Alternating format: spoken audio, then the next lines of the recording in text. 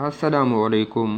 حدیث four you کی طرف سے آج میں آپ کو رسول اللہ صلی اللہ علیہ وآلہ وسلم کا ایک بہت ہی پیارا اور خوبصورت فرمان سناؤں گا، تو چلے شروع کرتے ہیں۔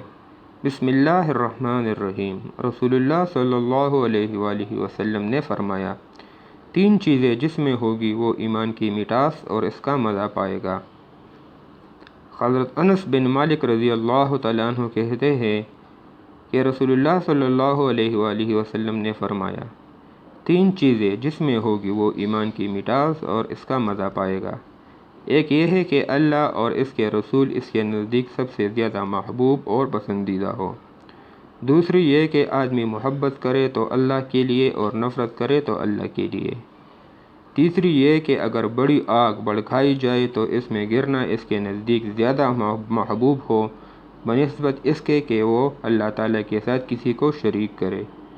نسائی کی حدیث ہے۔ دوستو، آپ کو اس حدیث پر ضرور عمل کرنا ہے اور اس کو آگے شیئر کرنا ہے۔